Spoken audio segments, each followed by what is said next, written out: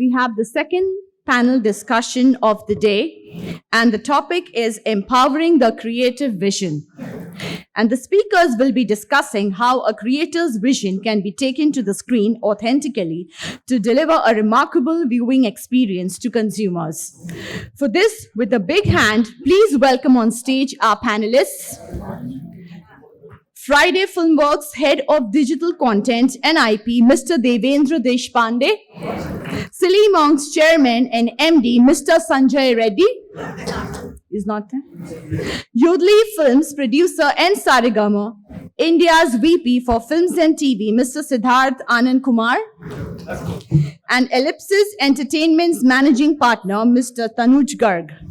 This session will be moderated by film companions, Ms. Sucharita Tyagi. So over to you, Ms. Tyagi. Thank you.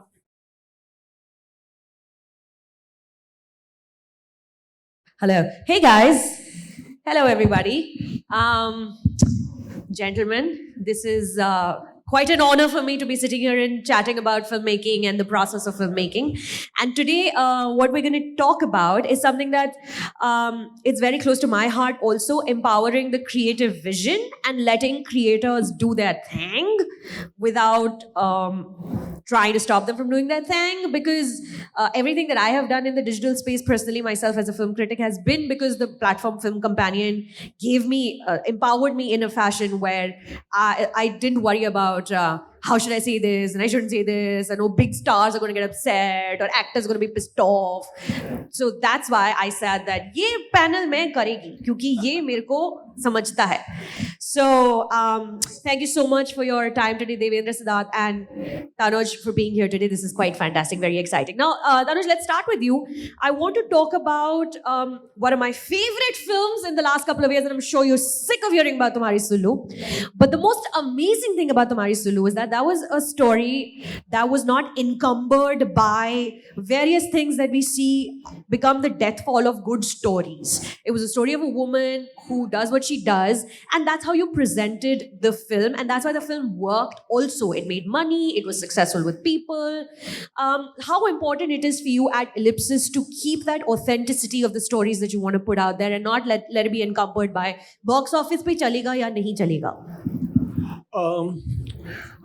I know these days content is the buzzword, and everyone talks about that. High concept film karenge, which is almost an abused word right now. But I think right from my tenure at Balaji, previously with Viacom, and now of course, as a producer, with my partner Atul Kaspekar, making movies for the last couple of years now. I think one of the things we've consciously decided to keep in mind is that whilst we want to remain within quote unquote commercial parameters, we're not making movies for home viewing. We're not making movies that all of 5 people in South Bombay will watch. We're very, very realistic about box office. We're very realistic about the kind of cinema we want to make in terms of its commercial viability. At the same time, I think we're extremely mindful about wanting to create something which is real, which is relatable, and most importantly, something which, as producers, means that we should be able to take a leap of faith. I think for us, that's the most important thing.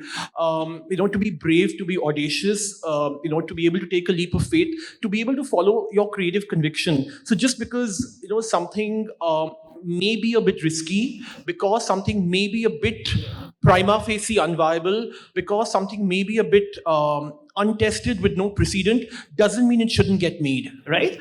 A good story deserves to be told in whichever way. And we have, in my career personally, I have various examples of how we've, or at least I have managed to find ways and means of telling a story which a lot of people opposed, a lot of people resented, a lot of people said no to and said, oh, you're being stupid, you're being retarded, don't do this.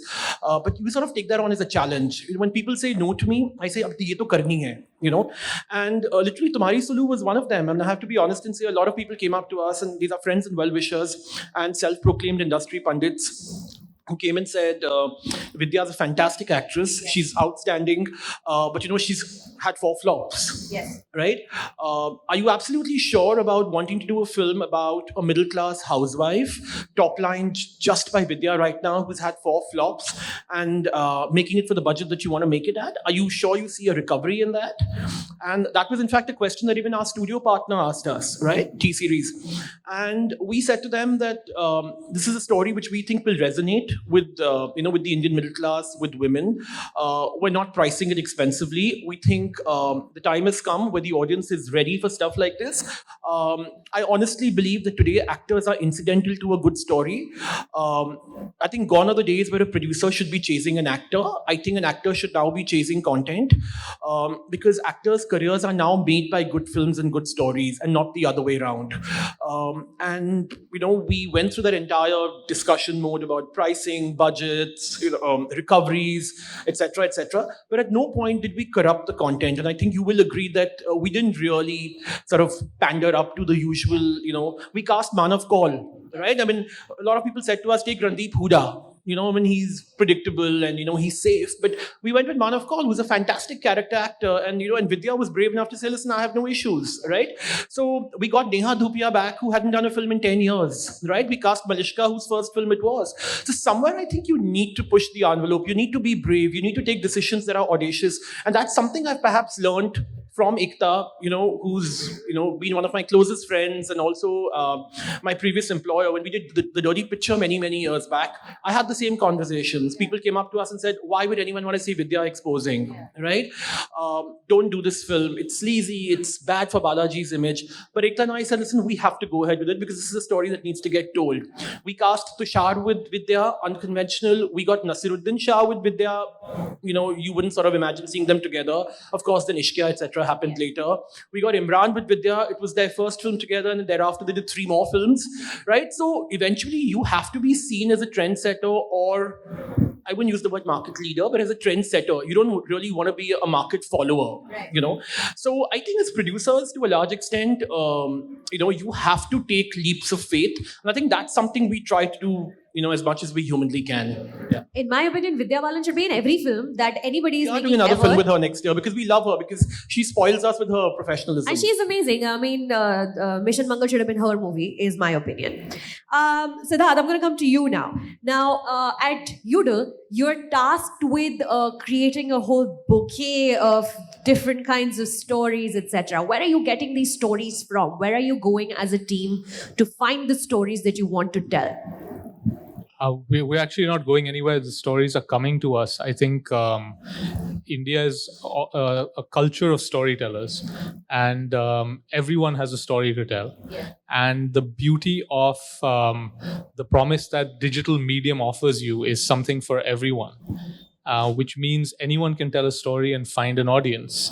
What we've developed is a system to sift through stories, so we can appreciate certain aesthetic parameters within a particular story, right, or within the people who are trying to make the story. Right.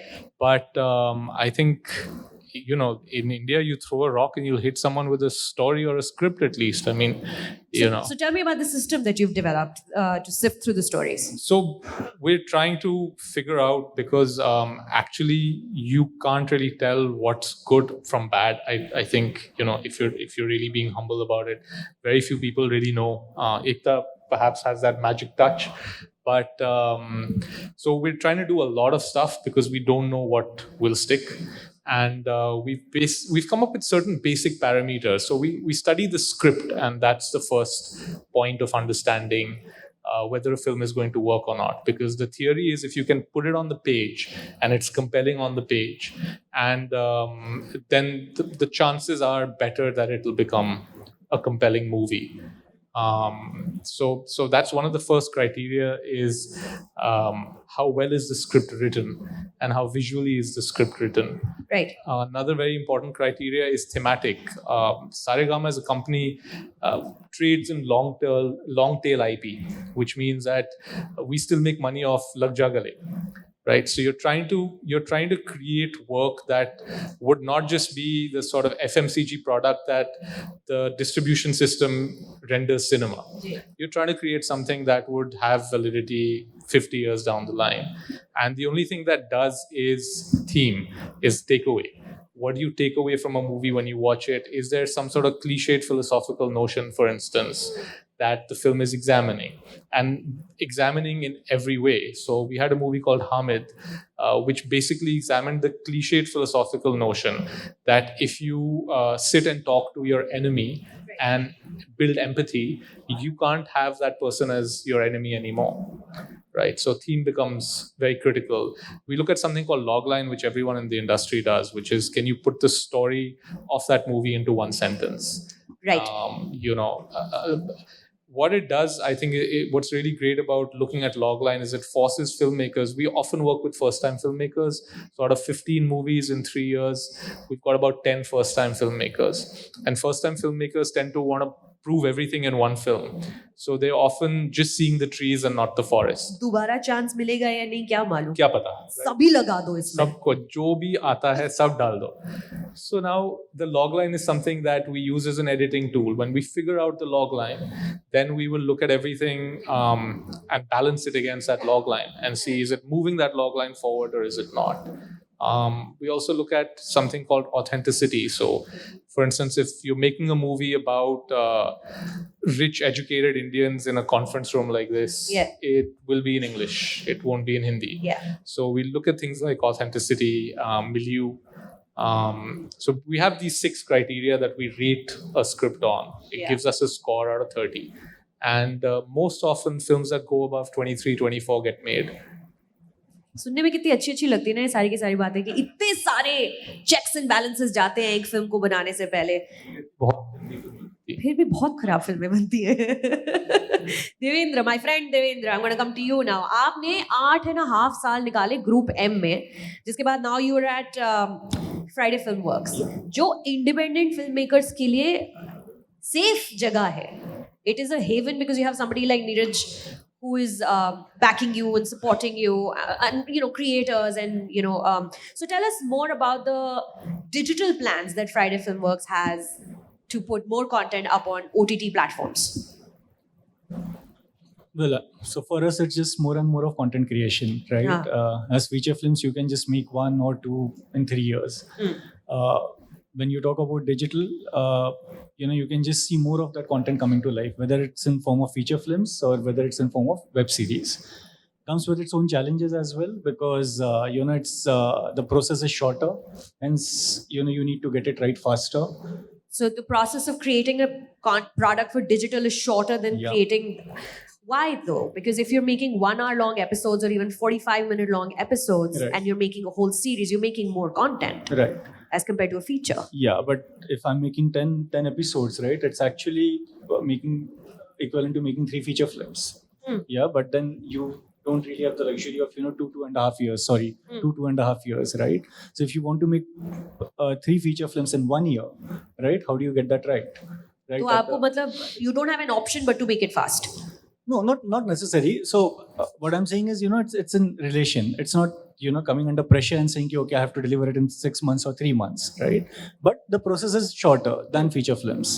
And, but it goes through the same role of, getting the concept, moving into a story, then a script stage, pre-production, production, right? So the point was, yes, the pressure is much more.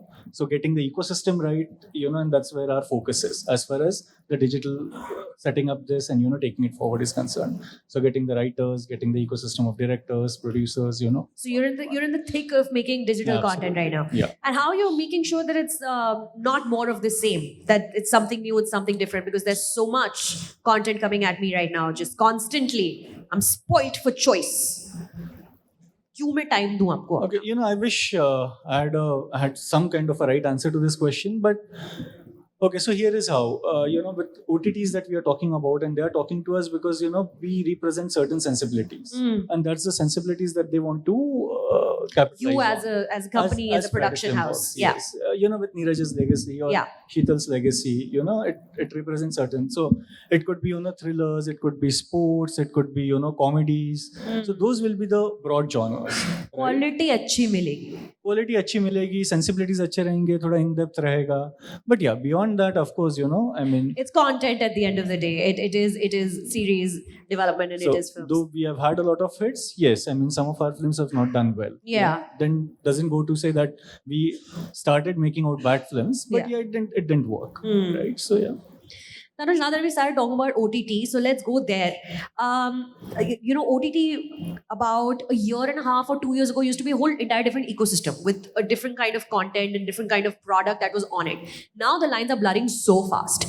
You have billboards of Manoj Bajpayee all over the city. You have billboards of Imran Hashmi all over the city, and neither of them are promoting a film. They're both promoting content. So let's OTT content. So let's talk about the actors now passing over into more digital space. Do you think that's the right thing to do right now, or should we focus on creating that ecosystem and get more actors like Sobita Dulpala out there making web content? So I'll tell you what's happened several years back when the whole OTT boom started in India. In my opinion, the most promising part about the OTT boom was the emergence of a new ecosystem, as you mentioned, right? What excited us as content creators was the fact that you're going to have a whole new educated, liberated breed of directors, of storytellers, of writers, even actors, right? Actors who've sort of been struggling and who've sort of been in the woodworks for a while, suddenly, found employment, got great roles, and really sort of proved themselves, right? But what has happened, and as we were discussing briefly, a while back,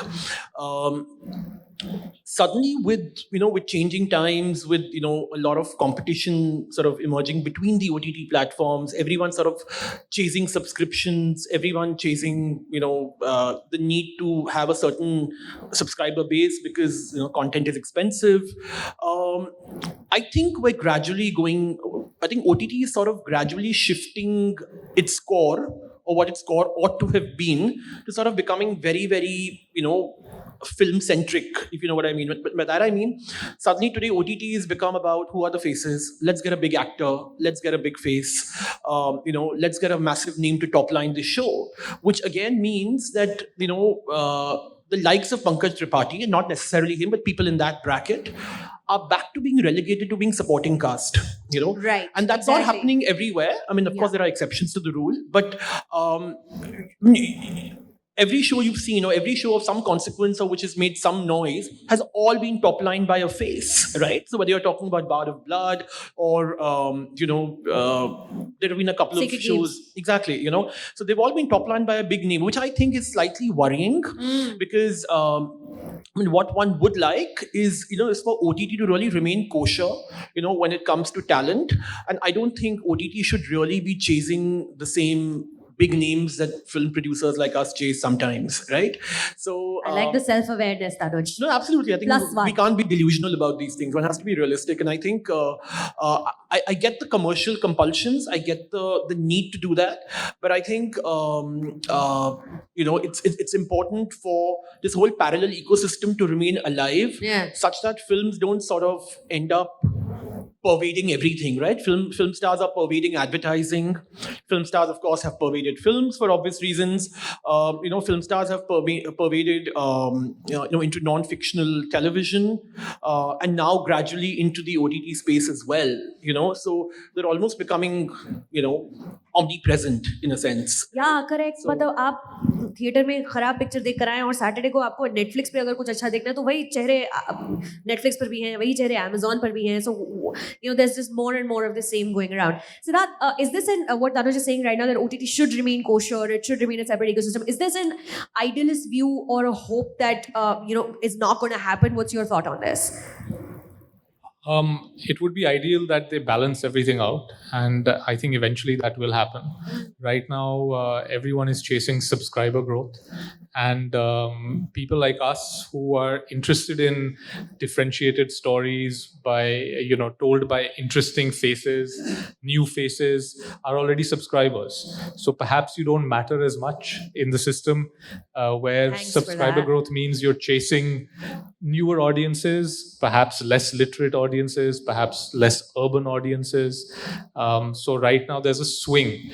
And like one of the panelists earlier was saying, it's everyone just trying to play catch up on this learning curve and trying to figure out what's going to work.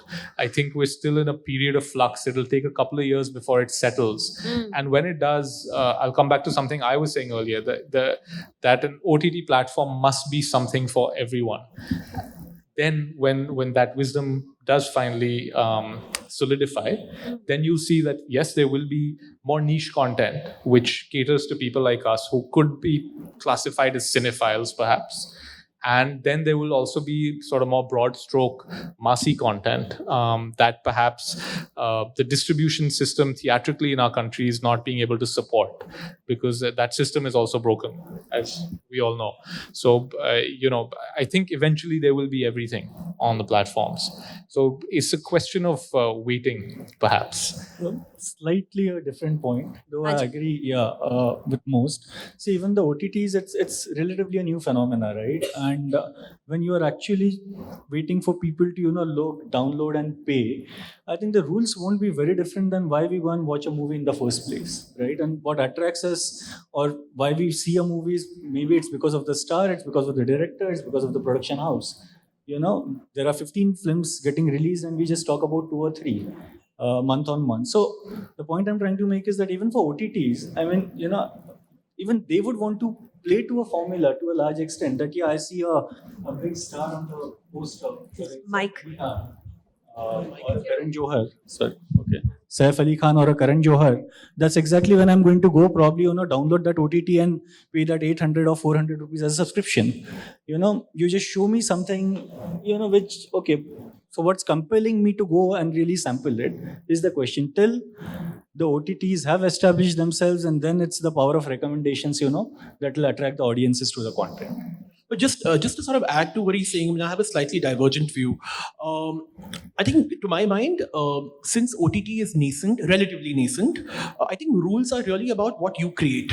Right. I mean, you ought to create your rules, you ought to break them. Eventually, what's going to happen is if everyone's going to sort of end up following market dictates, the consumer is also going to end up following the same dictate, right? Now, if a consumer, for example, knows that on an OTT platform, I'm going to get a bunch of, new age stories, new age faces, genuinely talented, credible faces, I think that's what they're going to start getting habituated to, It's a cultural shift that we have to move cultural towards, shift. yeah. So, for example, a Made in Heaven, right? I mean, Correct. it didn't really have any Bollywood names. any Bollywood names sort of top lining it, but it gave birth to 2 or 3 really credible actors whom even film producers are wooing right now, right? Yes, I do agree that OTT, because of subscriber base compulsions, etc., needs to have the 1 or the 2 or the 3 tentpole properties or the marquee properties which they can sort of advertise and put out on hoardings, etc. But I think that should be far and few. I think a bulk of their content, I feel, should sort of try and steer away from sort of following formula, and sort of creating a completely new ecosystem, which is why I think, OTT became popular in India to begin with.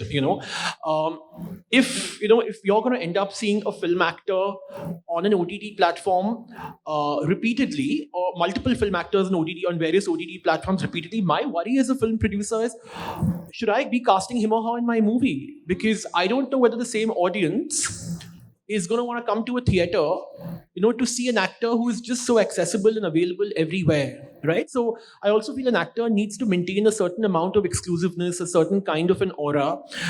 He or she should not be so overexposed. And the risk that the risk is we as producers run now is, and I can say this honestly, very often, we look at casting, certain box standard names in the film, and suddenly we worry and say, this person is just way too exposed. There's no novelty value about this person anymore, and maybe let's not go for this person. So that's also a risk, for us as film producers. So I feel yes, of course, come up with your 3 or 4 or 5 marquee properties every year, and those can be the ones that you really heavily advertise, etc. But that shouldn't really be your driving force. That shouldn't be your raison d'etre. I think you need to sort of go beyond, the formula and sort of establish your credentials and your credibility as, as somebody who can really take serious leaps of faith, not just in terms of stories, but even in terms of great credible actors. Overexposed, you're saying like television actors because they're accessible every day and people are watching them every film day. actors now, I mean, of course it's still nascent, but for example, if a film actor has featured in, let's say, 2 seasons of a Netflix show, for example, and he's also doing 2 other movies, not only is he not available to a producer for the next 2 years, but he's also out there. He's just here, there, and everywhere, right? So, why would a discerning member of today's audience want to pay $500 in the cinema to come and watch him? When he or she is just easily available. Yes, now the counter argument to that is today the audiences come for stories and not for actors. Correct. Right? I mean, it's a double-edged sword, but I'd like to believe the audiences today come as much for actors as they do for stories. Back in the day, maybe they were just coming for actors. I think now they come as much for the promise of a good story and an actor. But if that actor is already very exposed, I don't know whether you would want to spend a couple of $100 to come to a theater. You'd probably wait for that movie to come on a Netflix or an Amazon or a Z5 or on a Hotstar or whatever, and then watch it there. Not even a couple of months. It's like 30 days now. 30, weeks. 30, 40 Exactly. days. Yeah. 2 months. Yeah. So like, I feel like Article 15 मैंने अभी तो theater में देखी थी और अभी वो घर पे भी आ गई देखने के लिए. तो मतलब, why should I go to the theater to watch films? Which incidentally is another concern, well, not a concern, but another point, shrinking windows, theatrical to digital. And that's a battle that, it's an internal battle within the industry that we keep fighting. Should we, to increase the sort of longevity of cinemas, should we maybe increase the window? I mean, Jio has just announced they're going to put it on the same day, at the same time. So the window's definitely shrinking. But then there are commercial considerations. What happens is when you negotiate a price with a platform and you allow the platform to show your movie within 4 weeks or 5 weeks, that is a huge incentive for them because they obviously get a fresh movie and then you get a higher price, right? I mean, you get a competitive price. So these are all conversations that are happening right now. That are beginning to happen in the film industry, in the content space, because we're getting background music, guys. This is a very special session. We have like DJ playing us music in the background. Are we being played off the stage? Like, what's happening? What is this DJ Suketu crap? Let's talk about the film directors. Now, there are also film directors who are venturing onto the OTT space in a big way, right? Zoya Akhtar, Anurag Kashyap, everybody. And you look at globally, David Fincher is making Mindhunter, and everybody is associated with this. So, Tanuj, does the same logic apply to directors as well? That you're talking about actors wanting to keep their OTT space separate and their movie space separate. Do you think the same logic applies there? Yeah, I think directors, to my mind, really have a threefold motivation about doing the web today. Number one, it's a different medium. So it's always good for a creative person to dabble with a different medium, talk to a different audience. So I think that's the creative urge. The second urge really is financial because the web, pays really well. So वो एक अलग चीज है. बहुत पैसा है. Yeah, we're not going to shy away from that. So the web, sort of pays really well. Also, I think the third reason that a lot of directors want to, sort of dabble with the web is because they are allowed to tell the stories they want to tell without having any censorship restrictions. Correct. Right? So you don't have to worry about, a bunch of people sitting in front of you and telling you, oh, ye gali hatao, ye karo, wo karo, uska cleavage hatao. You don't have any of that happening. Idhar gali dalo. So extra bowl.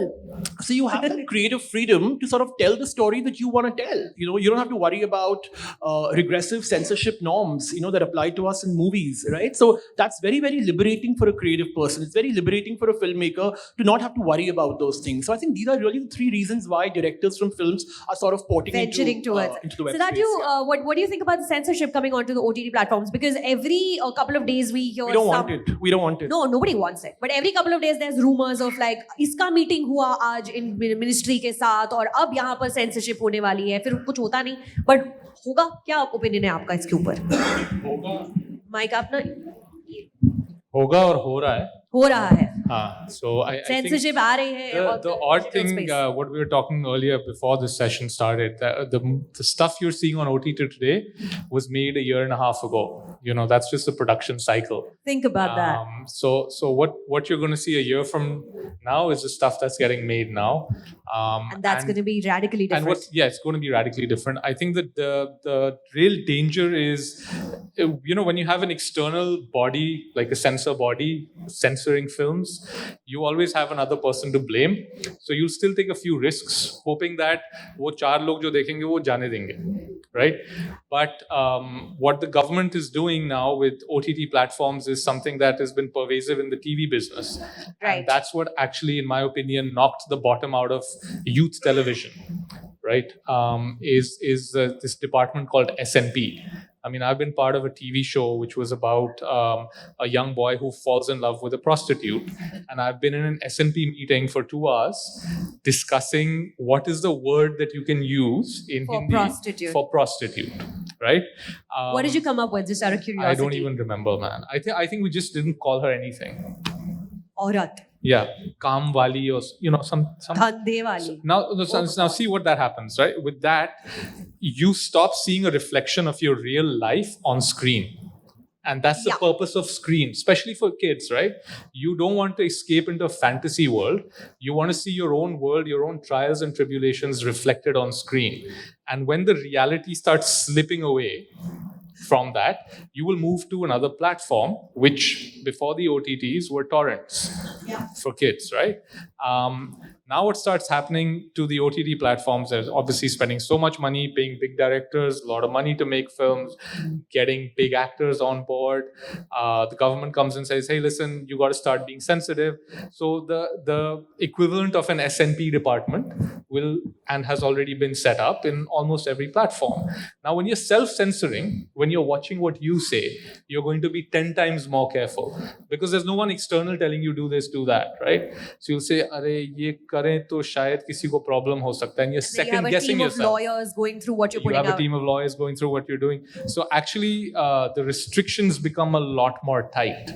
Right. And we're going to see a lot of that content come out until maybe the needle swings to something again, because the audience is very fluid and the audience will go where there is more interesting, realistic stuff. And, in life, we have sleaze, we have sex, we have profanity, we also have great moments of empathy. You need to reflect all of that in your work. Right कहाँ जाएंगे बेचारे independent film makers अपनी कहानियां बताने के लिए हर एक जगह अगर उनको ये सब पकड़ के रोक लेंगे तो देव शपेल का स्पेशल देखा है हमने नेटफ्लिक्स पर कौन सा? देव शपेल का कॉमेडी स्पेशल नेटफ्लिक्स नहीं। पर ऐसी ऐसी बातें बोल के निकल जाता है वो बंदा and he is like a global superstar यार See, in India, we've always Michelle allowed Obama को गालियां दे रहा foreigners. था 5 मिनट तक So we've always allowed foreigners to do whatever they like. Right? Like the censor board rules for तुम करो हम नहीं करेंगे yeah, for Hollywood films are very different to Indian films. अरे obviously sir Indians can't kiss, but Americans can. So it's the same sort of duplicity that comes in. हाँ वो गोरा है तो उसका मॉरल नहीं है वो तो कुछ उसको भी कर करने दो सकता है। हमारा मॉरल बहुत हाई है हाँ। Sorry excuse Like my dadi used to say, वो नहाते भी नहीं है. वो नहाते भी नहीं है तनुज बोलो ना यू से ना सर क्या कंधे पे लेके गोली चला रहे हो Also talking about censorship and sensitivities, I think what's worrying is that I think we're becoming extremely politically intolerant, and a lot of the censorship Becoming? now. We become.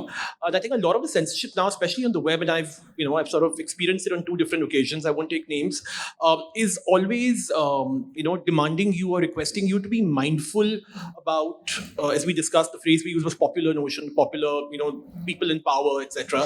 That you can't sort of, or you shouldn't end up doing stuff that is politically incorrect or that may sort of challenge the existing establishment, so to speak, and I think that, to my mind, is really more concerning from a censorship perspective than the routine, banal things like nudity and violence, etc. I think things like that can still be combated, but when a leash or a noose is put around your neck, to do with, being politically conscious all the time, I think that is restrictive for a filmmaker. and not just politically conscious of who's in power and who can cause you trouble. That we have to be conscious about. Devendra, my next question is to you. Now we're talking, and we were talking before we came up on stage. Now this ecosystem and the OTT space is just evolving constantly. Everything is just changing. अभी 2 साल पहले तक कुछ ज़्यादा जानकारी नहीं थी. अब सबके पास multiple subscriptions है. Amazon, Hotstar, Voot, Hulu तो नहीं आता यहाँ पे. But सबके subscription, Netflix वगैरह फलाना. So how do you, as a production house who's venturing into it, who you're developing multiple things, how do you stay on top of all the changes that are happening? How do you constantly stay aware कि अच्छा अभी ये समझ में आया 5 और आ गई हैं नई चीजें अच्छा चलो अभी ये भी संभालो. So what is it that you do as a production house to constantly just stay on top of shit? No, so is your question that how do we take a subject and How do you identify a stay subject in or what? touch with the OTT space and the things that are changing? Now you've developed a show and then now you're like, अरे अब तो इमरान हाशमी के billboard लग गए हैं, तो अब हम क्या करें? क्या हम अपनी ओरिजिनल विजन के साथ जाएं, अब इसको इवॉल्व करें, चेंज करें? नहीं, okay, so अगर हम हमारे खुद के IPs बना रहे हैं तो probably we'll have to figure out how we really want to market and position that. But right now what you're talking about is more the headache of the platform, how they want to market it, since they've invested so much, and they would want to, right from when they would want to air it, seeing the topicality of those conversations, how they would really want to go about the marketing, that actually then becomes largely their headache. But we definitely do contribute on that. For instance, what should be the right creatives, and we more often than not, we would want to control those creatives. We would want to craft that story. We would want to be a part of the three-month marketing plan. So all of that, So that basically comes from what our sensibilities are as a creator, and what could appeal to the audience. But it's a gamble that you take. As somebody on this panel who's had many years of experience of working with brands and content creators simultaneously, how do you ensure getting that synergy wherein the brands who are sponsoring this content are also happy, and the creators, the directors, the writers who are creating this content are coming onto the digital space because they want to see these stories are also happy? Where do you find that synergy? और वो नहीं मिलेगा? वो बहुत मुश्किल रहेगा. I'll just end it by, so I've had brands who have completely given liberties to the creators. Okay, because you guys are going to create, we trust you, so do it, right? Otherwise, we have had brands who want to play in the digital ecosystem completely from a television lens. So you have 5 minute ka content banana, and then you figure out all they want is a 5-minute TVC. Yeah, and they'll force you to put their logos and that how do you tell messaging. them to back off then? As an agency, it used to be a very tough thing, because honestly, we were playing the role of a mediator and getting things done. But the moment we started creating our own IPs, even as a part of my agency, then it was like, okay, this is not going to happen. Yeah, the star is not going to say this, or this is going to spoil the sensibilities. So either you take it or you back off. And we have had more no's than yes, but yeah. You're fighting the good fight. Yeah, absolutely. And I think Sudeep, who is next after this, will actually, be a testimony to that. More power to you, man. Good work. Now, I am being told by a lady in a pink blazer that we are done. So, I think I'm going to open it up for Q&As. Guys, thank you so much for being so attentive. And thanks for your candidness, gentlemen, today. And your thoughts and opinions on all the dumb questions I had. If there's a mic that's going around, and if there's anybody who has any questions, please feel free to ask. I don't see any raised hands in the audience. Oh, I do. Okay. Gentleman in the white shirt. Mic in on inka. Hello. So my question is, which film to be watched on screen in theater? Because most of the filmmakers wanted to make film for the big screen, but now with changing ecosystem, most of them might have to settle for the OTT. So that's a question. That's actually a very good question. That how do you tell that ये picture theater में देखने वाली है और ये picture घर पे देखने वाली है? I think fundamentally, correct me if I'm wrong, but I think cinema or movies were predominantly and essentially made for the big screen, right? And I think that should never go away, ideally, right? I think that really depends on you as a member of the audience. If you have the cinema going culture within you, you're a great patron of cinema, you want to go and watch a movie first day, first show, you have that sort of disposable income, then ideally, I think you should watch a movie in the cinema to begin with, right? Because that's really where a movie deserves to reside. Having said that, today platforms like Netflix and I know various other platforms are now beginning to commission, what they call as originals, right? Which is movies that are dedicated specially for the web, which means they have digital premieres, And I think the advantage with movies like that is they're far more compelling. They can sort of be told without restrictions. You can dabble with different genres. You have a different breed of directors making them. So I think the sensibilities are slightly different in that sense. So if you're looking, if you're one of those compulsive first day, first show movie watchers, you will go to the cinema regardless to watch a film, even if you know that it's going to come on an OTT platform 4 weeks later or 6 weeks later, right? So I really think it's a matter of personal choice, right? It's a matter of an individual choice. We as filmmakers, our job is to create a film, or create a piece of content and put it out there, exploit it in the best, commercial manner.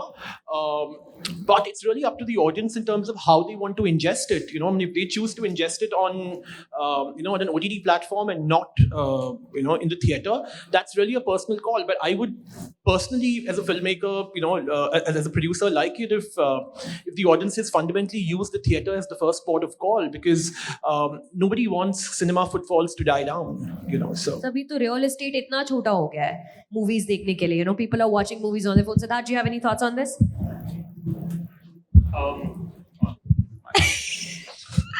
I think the films that we're watching or the content we're watching on OTT is very personalized. You watch it alone very often, but there's certain things that really work when you watch them in a community.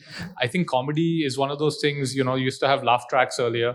The idea was that you laugh more when someone is laughing with you. When you're in a group of people, yeah. I think the same goes for big event films. So that's why you see Avengers and things like that work so well. Yep. The Bahubalis and all of that. So I think you start seeing a distinction, like Tanuj is saying, the kind of content that will become theatrical and the kind of content that will become, which will go direct to OTT. But if you like a certain kind of cinema, you always, as a consumer in this world, vote with your wallet.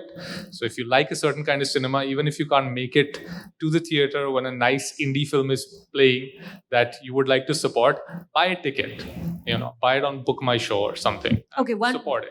One more question we're going to take, and then Pink Blazer, we'll shut it.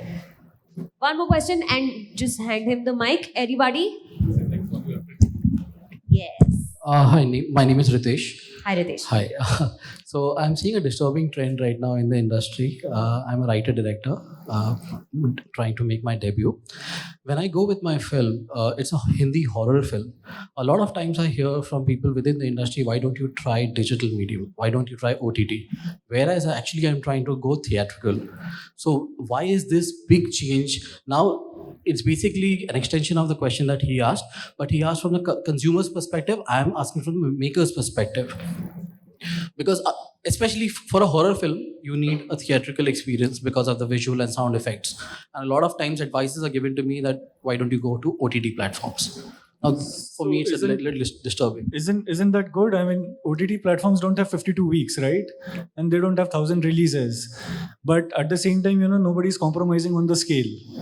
Yeah, so if you're getting to make the film the way you have seen it, the way you have written it, and it's going to get an audience, right? Every film from the theater, the film will come to an OTT platform, but the river will not flow in. No, but you don't know that the film will come and reside on an OTT platform. Most likely it will, but once it's on OTT, it will not go to the theater.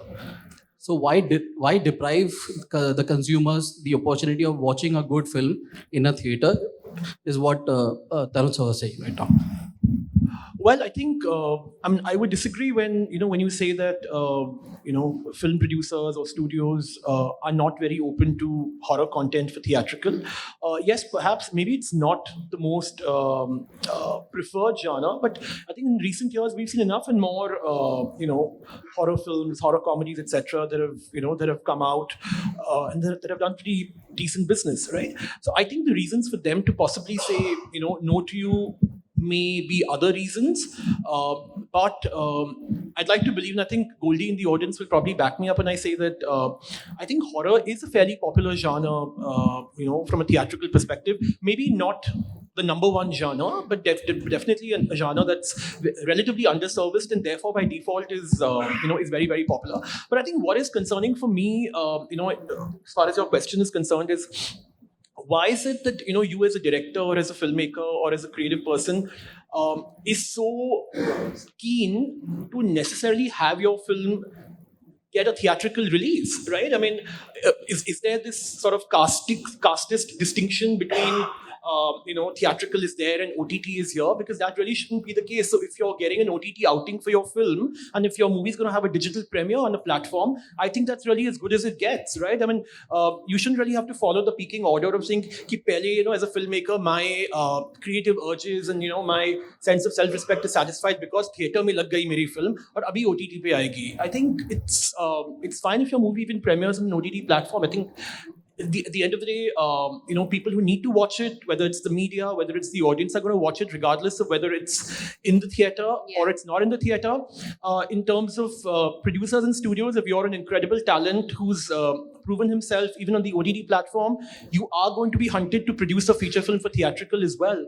Like I said earlier, film producers are using the web as a hunting ground, whether it's actors, whether it's directors. Proof of So concept. Absolutely. So I think so that might actually be a great opportunity for you to establish your mettle, to prove your worth, by releasing your film on a platform, and maybe hope that someone down the line will see it, love it, and then offer you something for for the big screen. Soham Shah told me this exactly about Tumbad. That movie came on Amazon Prime while it was still in the theaters, and then it came on Amazon Prime. But that's what he said. He's like, I don't mind, because A, I made my money selling it to Amazon Prime, and B, more people sampled it on the digital space than they were doing in the theaters. And then now people know my name. Now people know that I'm running this production house and making these films. And for my next film, maybe they'll come to the theaters and people will let me release it in the theaters. So it's, use it as proof of concept.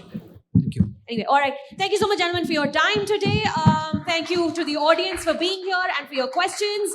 My name is Sucharita, and have fun. Bye.